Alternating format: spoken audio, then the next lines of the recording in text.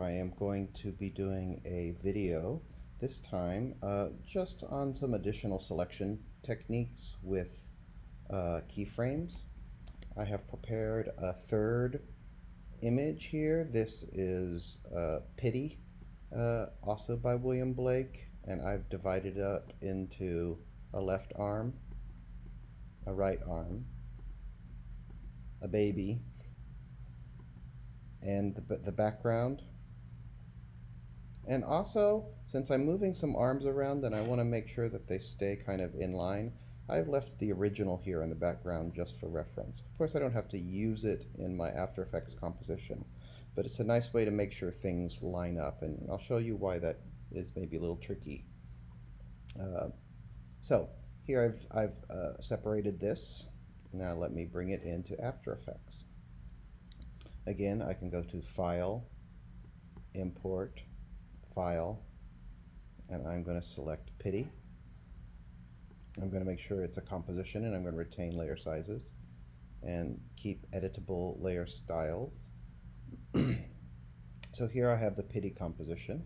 I'm going to double click on it, and that'll bring it down in the timeline, and you'll see it's right here. So now it's showing right here.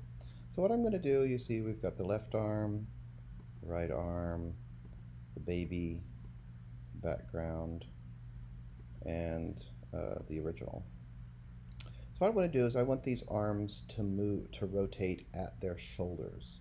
So I'm actually going to double click here on this left arm layer. That's going to bring it up here in this viewer, and this time I'm actually going to just take this. I can select this with the selection tool. I'm going to move it to about where the shoulder is going to be, and there I've already moved the anchor point tool. In the past we did the anchor point just by moving the numbers, but here I think that's actually even easier. I'm going to close that. I'm going to double click on the right arm and also move this anchor point up to about where the shoulder is. I think that's good. Now they've moved, and I want to move them back, and so you can see that I can just go into the composition here and move them back, but maybe kind of hard to figure out maybe exactly where they were. So this is why I left that original image there, because then it's actually going to be really easy to line this up exactly where those arms used to be.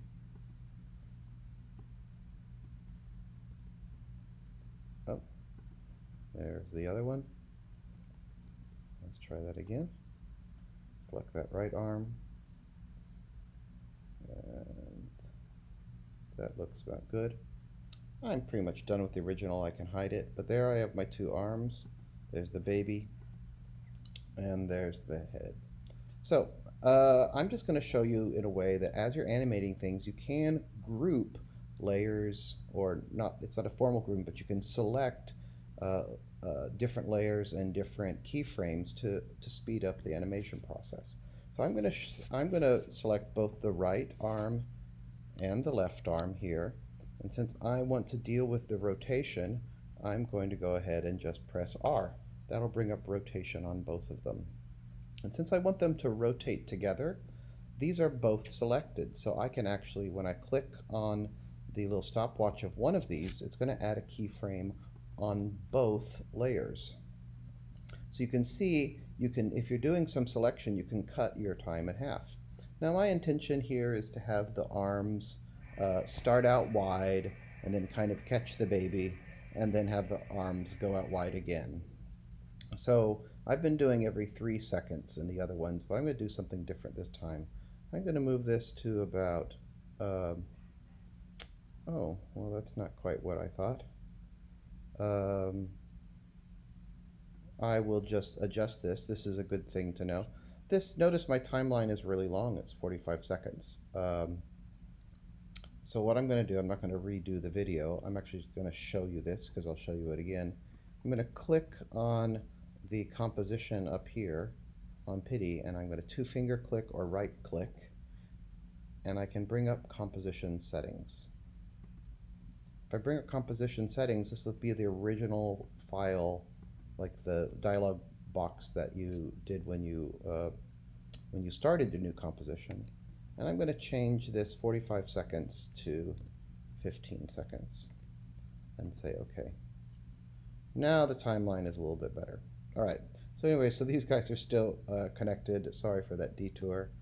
I'm going to go to 7 seconds, add a keyframe. Notice they're both selected, so I can only do half the work. I'm going to have them pause a little bit.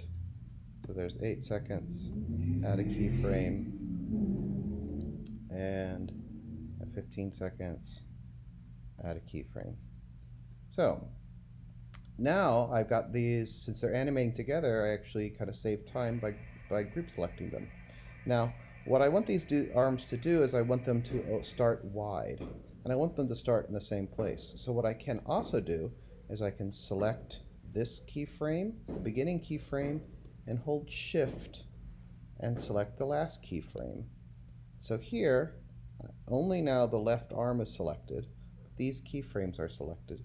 So I can rotate, and it's going to move this to about, wherever I want it.